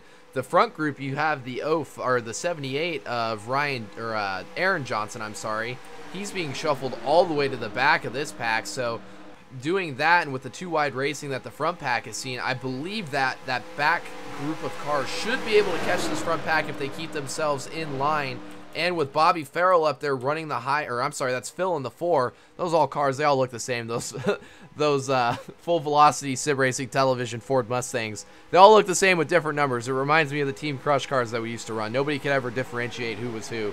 But that should allow Phil to get collected into that group as well if his 4 machine can keep up. And I don't think they'll lose the lead draft here, Blake. I think they should be able to get themselves back up there into the pack. It looks like they're maybe half a second back, if that, and still gaining ground on the front pack.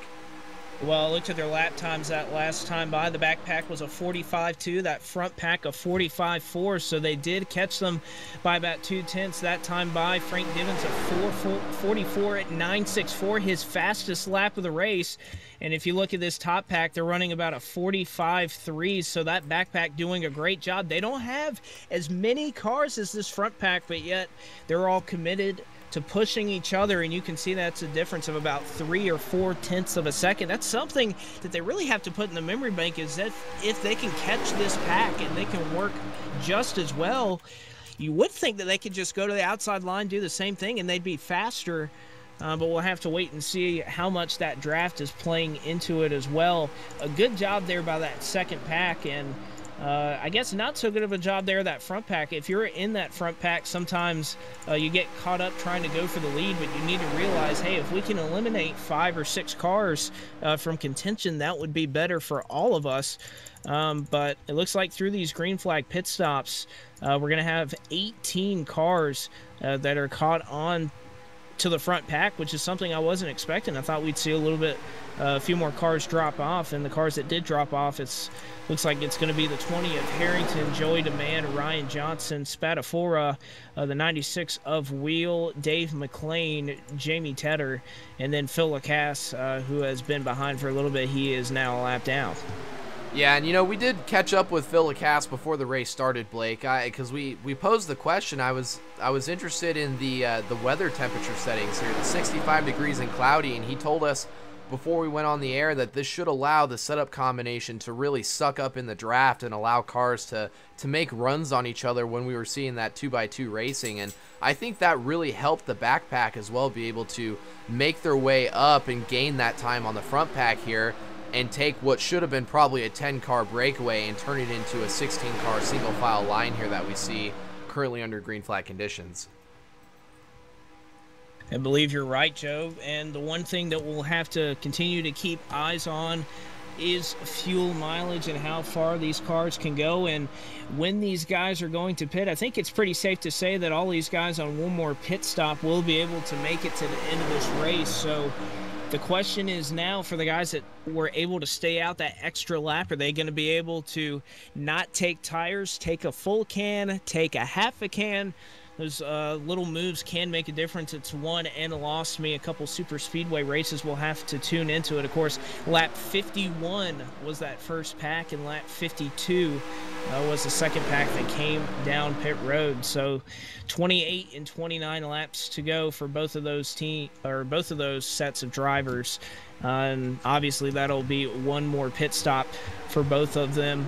But right now we look out front. It's my pick to win, and the guy that has been out front for seemingly most of this night, that zero Verizon Dodge Challenger of John Wall, who has come here to TDR and really put on a show and really been dominant. And it's not been just by track position.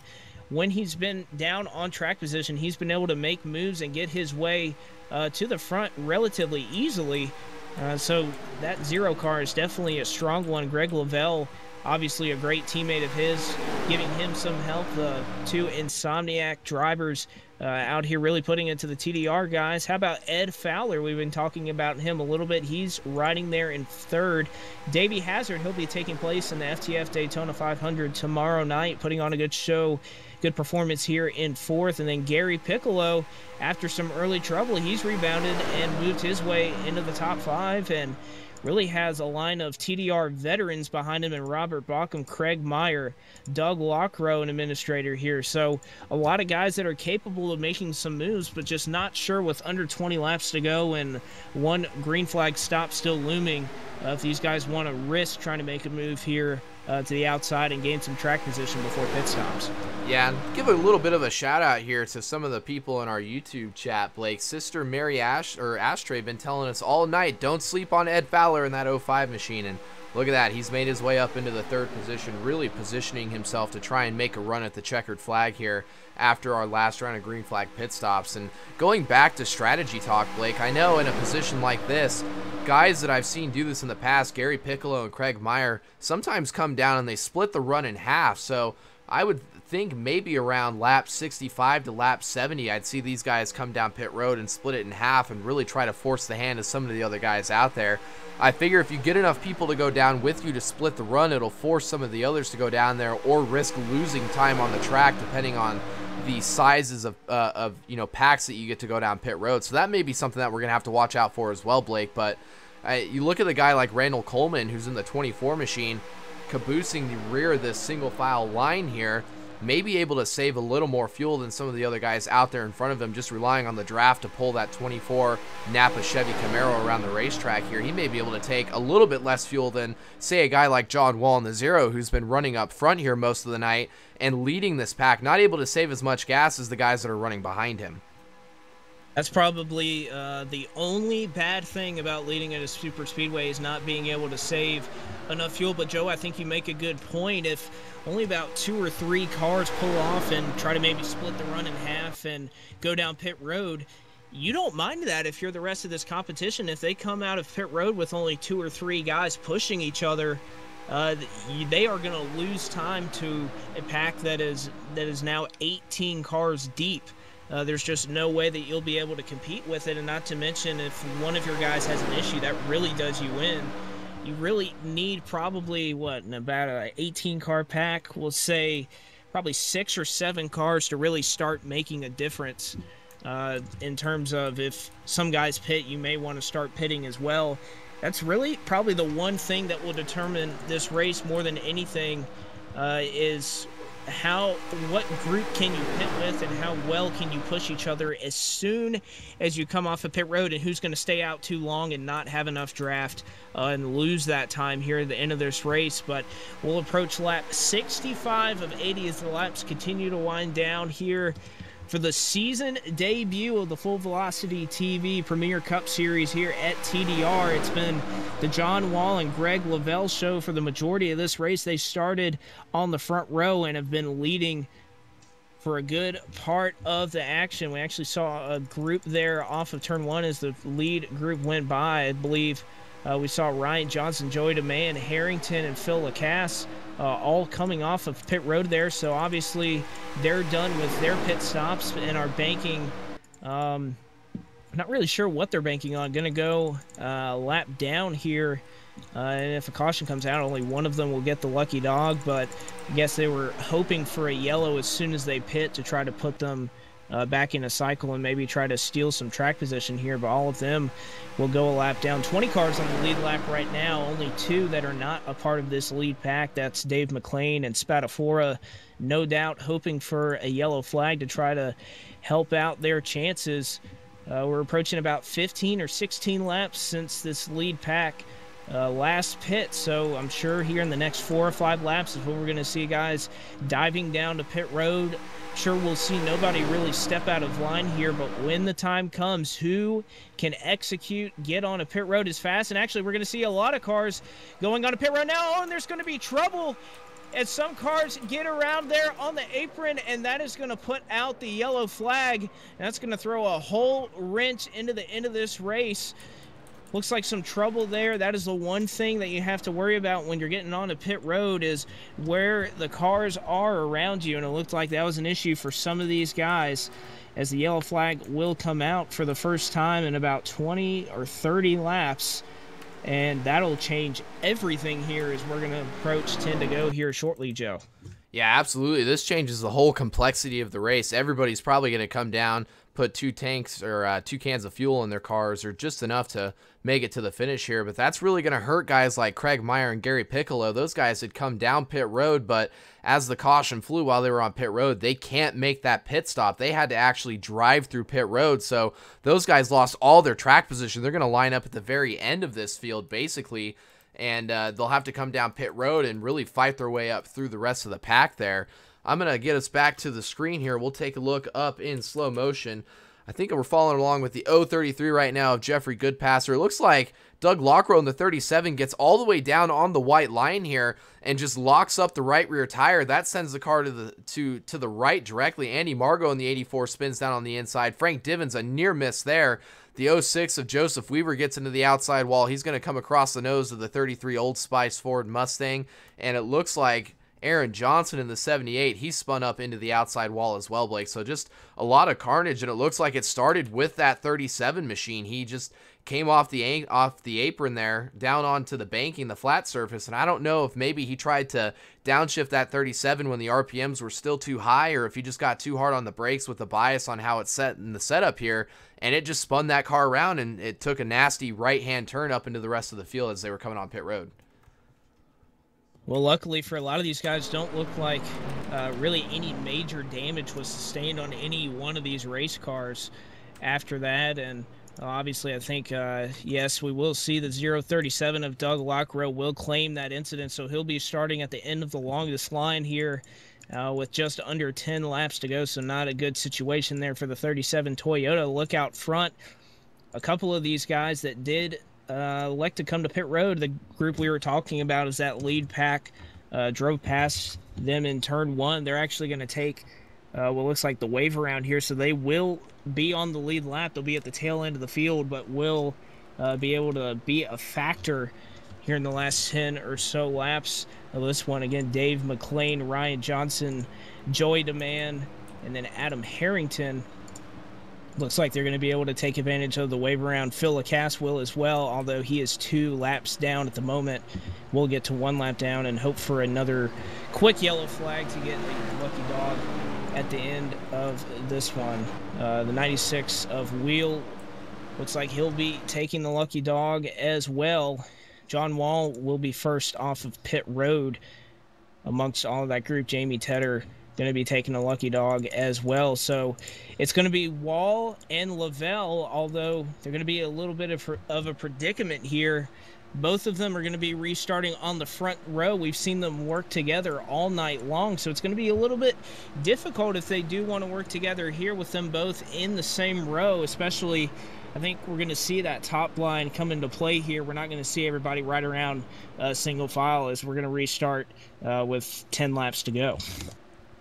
Oh yeah, we're getting inside crunch time now. I believe the lights will probably go out on the pace car this next time around, Blake, and that'll put us inside 10 laps to go when we get this thing back green racing. So I think, you know, the cardinal rule of super speedway racing is you have teammates and friends up until about 5 to 10 laps to go, and then all bets are out the window and it's every man for themselves. So keep an eye out to see what guys like Ed Fowler in the 05 are going to do. Maybe possibly the 29 of Brian Wolf. He's in the top 5. Brian Wolf has kind of been the sleeper pick of the night, the dark horse. He's been running outside the top 10, top 15 most of the night, and he finds himself up inside the top 5 with a shot to possibly win this race. Davey Hazard, my pick to win tonight. He's going to line up on the inside row in the 5th position. And then I believe that's the 43 of Bobby Farrell back there in that Ford Mustang. He's going to line up on the outside row, I believe, Blake. So Bobby Farrell, no sleeper pick either. He's a guy that comes out to super speedways and he finds a way to put himself in position to win these races. So don't count a guy like him out either. We got a lot of sleepers that could potentially come up here and spoil the party for a guy like John Wall or that 088 of Greg Lavelle, who have really, for the most part, dominated the first 2/3 of this race running up in that lead pack. Well, I think the first thing, and probably the first time we're going to be able to say it tonight, is the term 3 wide. Don't be surprised if I think somebody's going to be willing to make that move. It's just really a matter of if that top line is going to be able to form all the way by the wall. It looks like for the majority of the night they've been tucked down there in that second groove. So we're probably going to see some guys try to make some moves inside of some of the drivers in front of them on that outside lane. As the lights will go out on the pace car, we'll see those 4 or 5 drivers or so that we mentioned earlier. They'll be taking the wave around to get back onto the lead lap, and Phil Lacasse will be going 1 lap down as he'll get his lap back. We're going to form them up 2 wide here at Daytona.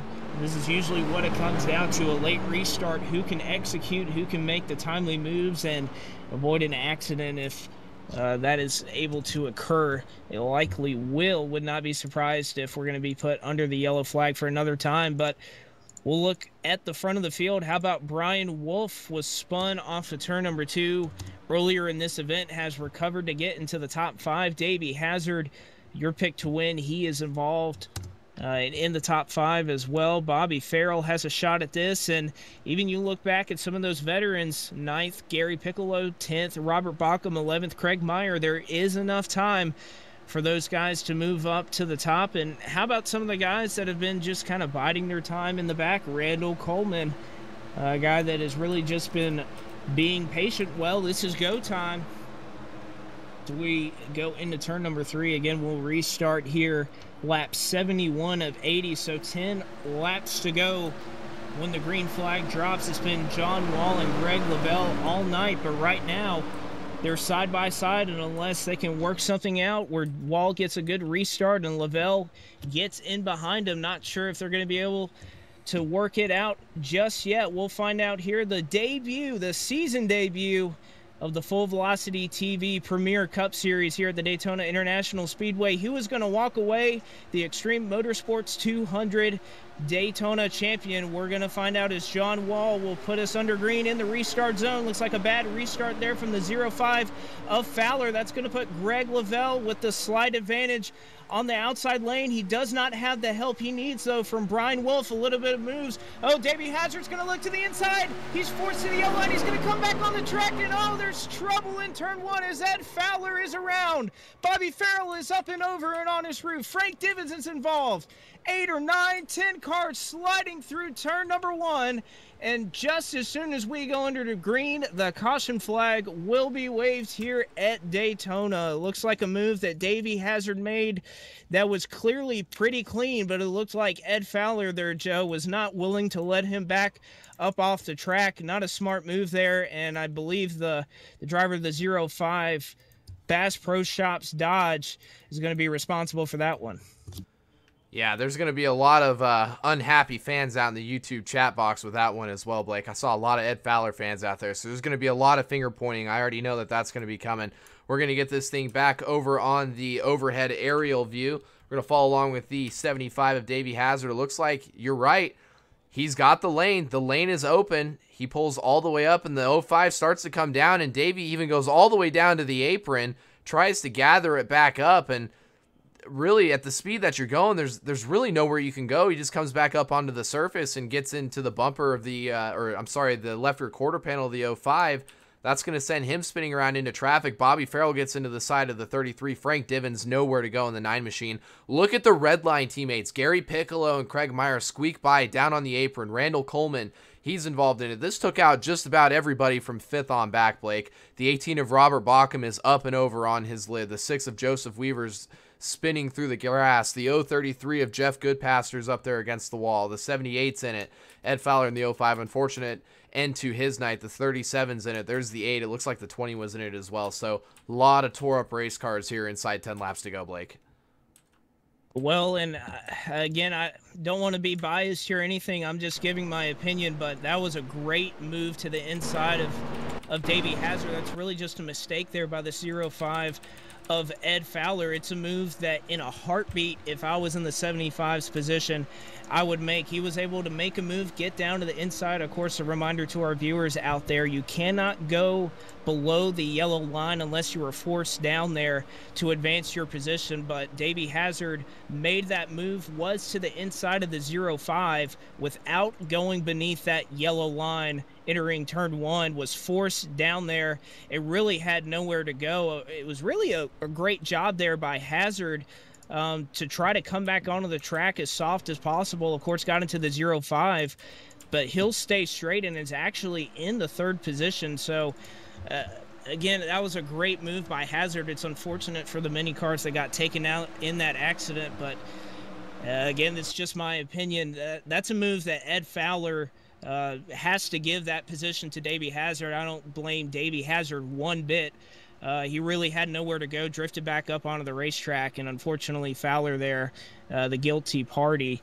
And I'm sure Hazard will be restarting in the 3rd position with no administrative attention given to him. Of course, the way these caution systems work is that you will claim a yellow. It's usually a voluntary claim. If no claim is made, the administrators will determine who is at fault for the yellow and put him at the end of the longest line. If you get 2 in a race, you will be parked. Nobody claimed that yellow, but I can't imagine that they're going to put that on the 75, Joe.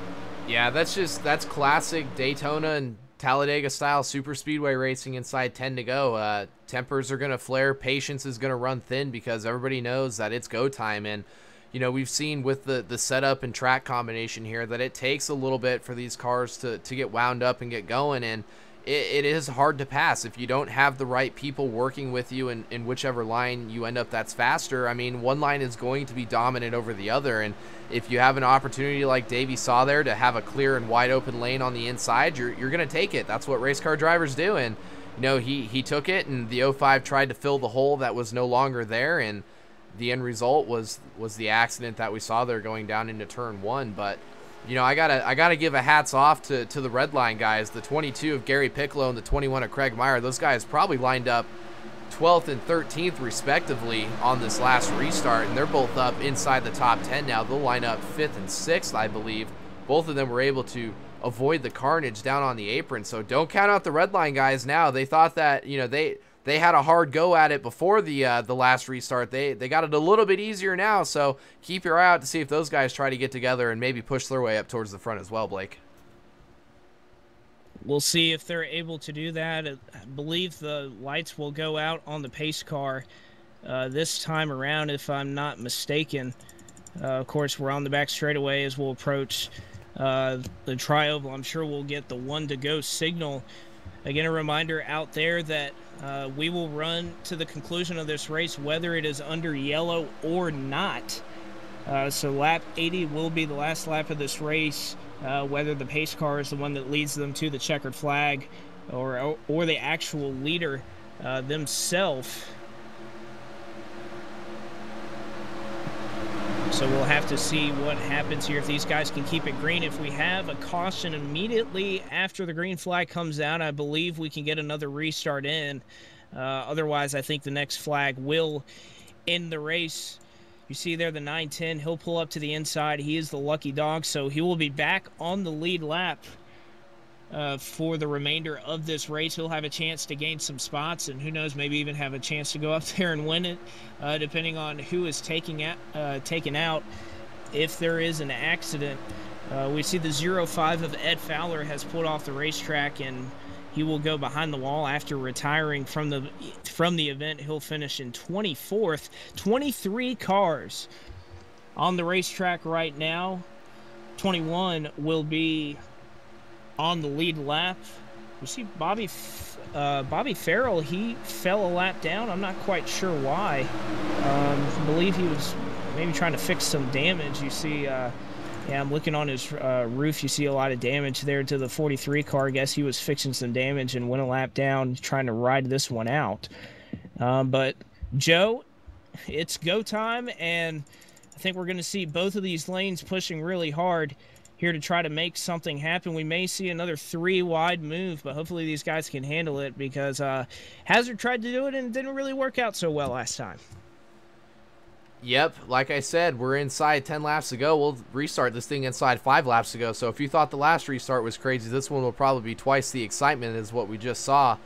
And we got a lot of hungry drivers out there. This is the first time the Virtual Motorsports Network has come over here and covered TDR sim racing, starting off the 2019 year for the Extreme Motorsports Daytona 200 here at the Daytona International Speedway. And what better way to start off the 2019 calendar year in the Premier Cup Series than coming out here and winning on TV, Blake, in front of a lot of viewers, up to 51 viewers currently live on YouTube. So I just want to say a big thank you and shout out to all the guys out there that are tuning into our show this evening. Thank you so much for coming out and supporting us and supporting the guys here at TDR. And, you know, the next 5 laps is going to be exciting. John Wall in an unfamiliar place, having to start on the outside in the second position. Going to have to see if maybe he can drag the brake a little bit and get the 29 on his bumper. And that 088 machine of Greg Lovell is going to be looking for help from the 75 of Davey Hazard. Pace car down pit road inside the restart zone. Green flag back on the speedway, Blake. 5 laps to go to settle the Extreme Motorsports Daytona 200.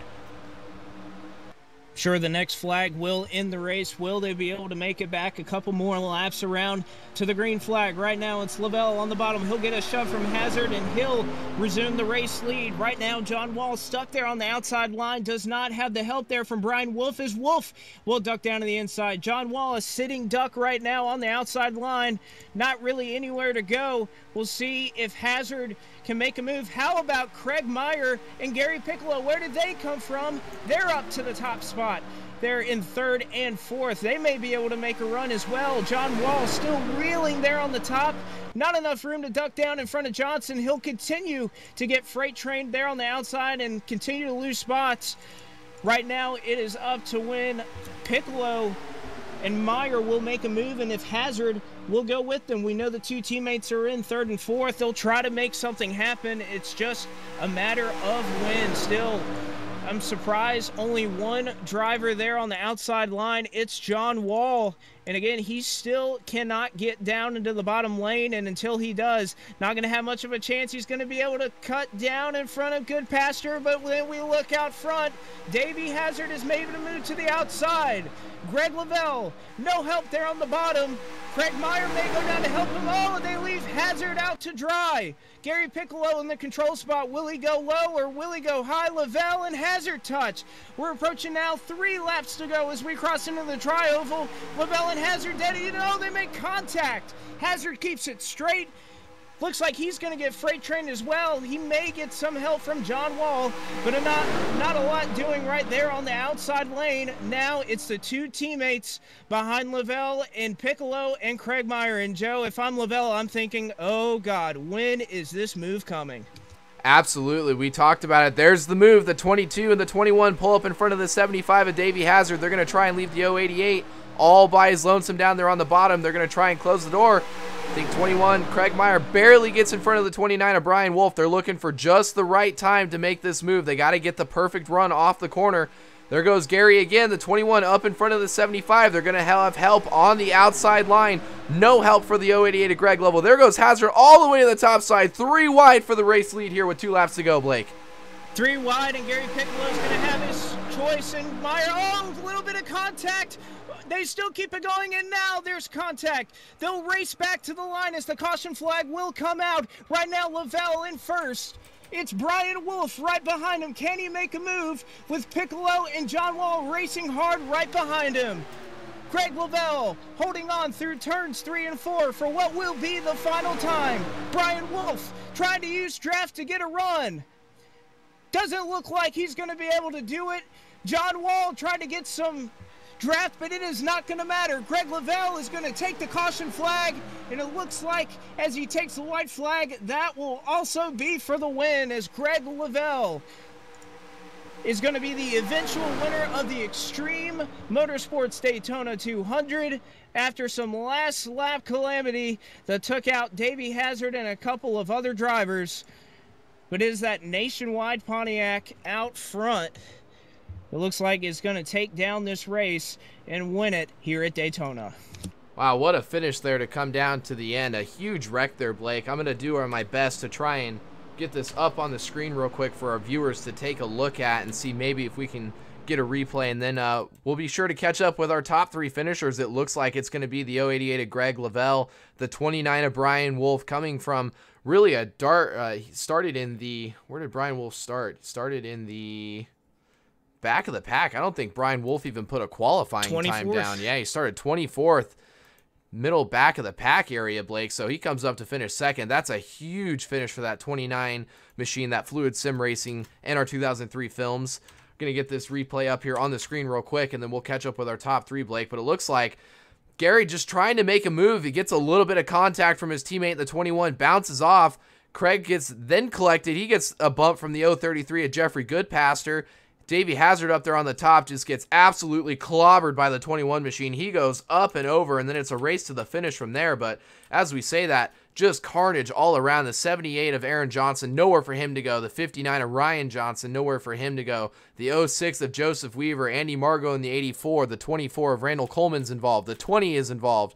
The 8 of Phil Parker's involved. I think we saw more flip counts here in this last wreck than we've had in all the wrecks combined so far this evening. Just cars going end over end, everybody trying to get everything that they can get for this race win. And, you know, it sucks to see the race end under caution. That's one of the unfortunate things that we have to deal with here in the NR 2003 simulation, unless the league elects to do their own green-white checkered finishes like a league like FTF will. We'll see out of them tomorrow if they ever need to do something like that. But still, nonetheless, what a finish for the race, Blake. Yeah, so really wild finish here to end this one. Again, that last wreck, it looked like Gary Piccolo and Craig Meyer were sitting right where they wanted to in the middle. It just looked like a misplaced bump there from Craig and Gary. Craig checked up, and again, just everybody racing really hard. There's just not much anybody can do right there. I thought Gary and Craig were going to be able to ride it to a win, but how about Brian Wolf rebounding? He really had a chance at him. Just I guess the move would have been to back off at turn 2 and hope that he could draft with Wall and Gary Piccolo. Unfortunately, he was just kind of in no man's land right there with nobody behind to help, and with these cup physics all alone, just really hard to get the draft and go up there on your own. But Greg Lavelle is your winner in the Extreme Motorsports Daytona 200. We'll bring you interviews with John Wall, Brian Wolf, and Greg Lavelle here in just a moment. Our top 3 finishers will go ahead and do a full field rundown for you here on the Virtual Motorsports Network. Greg Lavelle finishes first, Brian Wolf second, John Wall in third, Gary Piccolo fourth, Jeff Goodpaster fifth, Craig Meyer sixth, Adam Harrington, he finishes up in 7th. Robert Bockham 8th. Jamie Tedder in 9th. And then Phil Parker in 10th. Joey Fulford will finish 11th. 12th will be the 96 machine. He rebounded from a lap down. That's Mike Wheel. 13th, Joey DeMann. 14th, Bobby Farrell. 15th, Andy Margot. 16th, Phil Lacasse. 17th, Davey Hazard. 18th, Ryan Johnson. 19th, Joseph Weaver. And then 20th, Aaron Johnson. 21st, Randall Coleman. 22nd, Frank Divens. 23rd, Dave McLean. 24th, Ed Fowler. 25th, Doug Lockrow. 26th, Brian Spatafora. 27th, Keith Patton. 28th, John Greed. 29th, Todd Stanton. And 30th, Jim Black. That is how the Extreme Motorsports Daytona 200 ended. And Joe, let's see if we can't catch up with our 3rd place finisher. I believe you've caught up with him. That's the 0 of John Wall. Yes, indeed, I have, Blake, catching up down here on pit road with the 0 of John Wall. John, heck of a race out there this afternoon. A cold and abnormally cold day here in Florida under the cloudy temperatures. Tell us about the race. It looked like it was really racy there. You guys started to settle down, and then calamity occurred with 10 laps to go, and it looked like all bets were off, and it was every man for themselves out there. I'll tell you what, it was a lot of fun racing tonight. The car was fast right off, qualifying. I had my teammate Greg working with me. It was just a lot of fun, a lot of close competition. Um, I told myself before the race, if I can qualify up front, I'm gonna try to stay up front as much as I can because, it's been a while since I've run with more than 20, 30 guys. I think 32 of us took the green, and I just want to stay up toward the front as much as I can. But yeah, it was a lot of fun.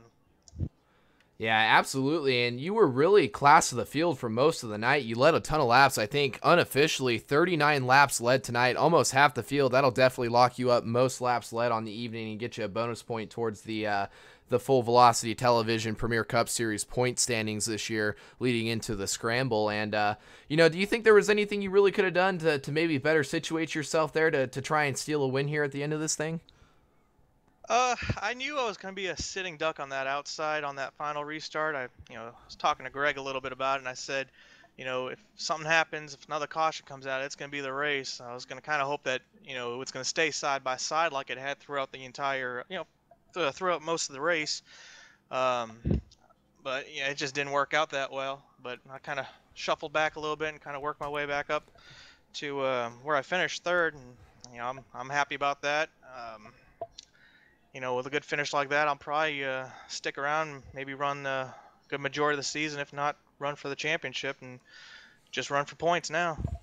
Yeah, absolutely. And, from all of our experience, you're one of the guys that's out there that can definitely, challenge for a championship here in the TDR Scramble, one of the unique point standings deals that they have going on over in the league here. But, as customary, John, congratulations on your third place finish here this evening. I'm going to pass over the microphone to you one more time, open up the floor. I know you got a lot of teammates out there, a lot of friends and family that may be watching this back when it's archived. So the floor is all yours. Anybody you want to thank, now's the time to do it, bud. Oh, appreciate it. Yeah, like I said, I'm just glad to be out racing. My work schedule is pretty busy during the week, so all my activities are in the weekends now, and I really do appreciate you and Blake doing the televised race. So I'm definitely gonna kick back, watch it with the family a little later on or tomorrow. But I do want to,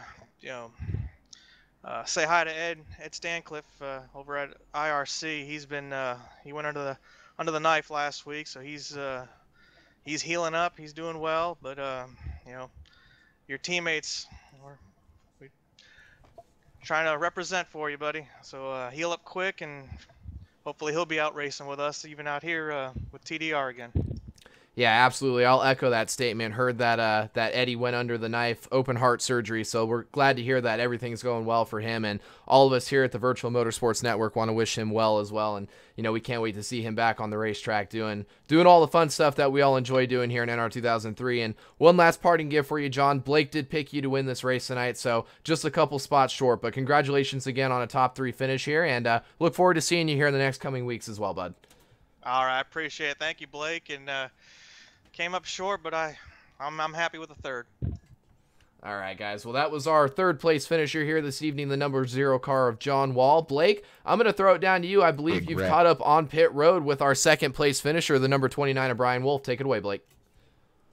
Well, Ryan, early on in this race, you get the raw end of a deal, get spun off at turn number 2, and then a little bit later you end up second on the podium. How did that happen? To be honest with you, man, I really don't know. Right place at the right time.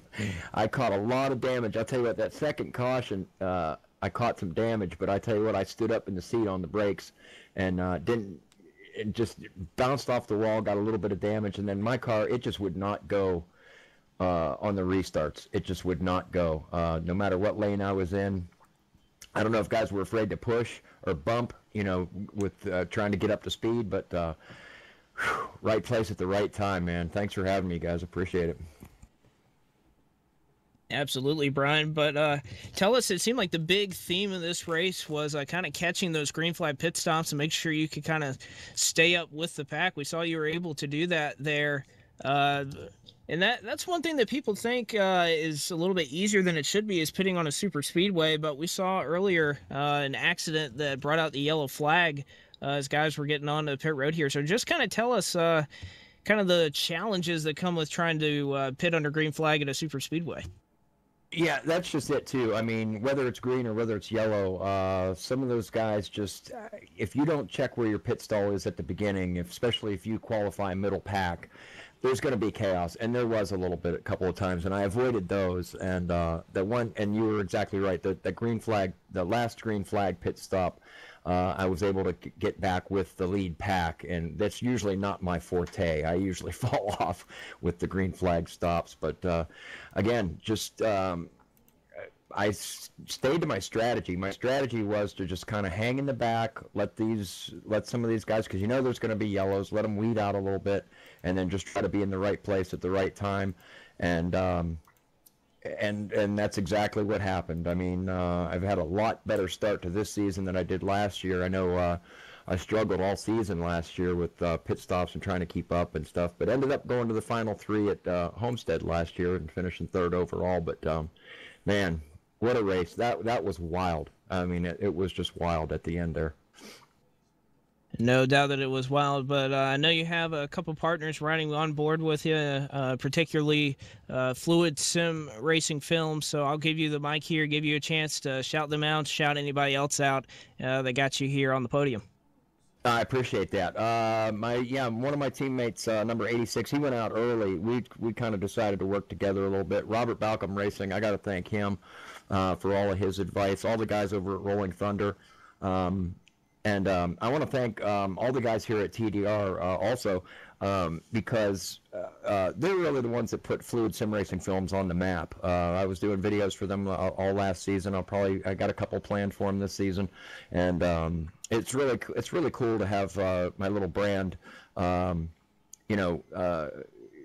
in the spotlight sometimes, so to speak. But I think everybody enjoys the videos, and I appreciate that sponsorship there. And I thank you guys for putting us on the map. I mean, I know that Joe Allen there helped with our logo designs and stuff like that. So I mean, I've been around you guys quite a bit, and just really appreciate everything you guys done. Thank the league. Thanks to the guys that for not wrecking me there at the end and giving me an opportunity.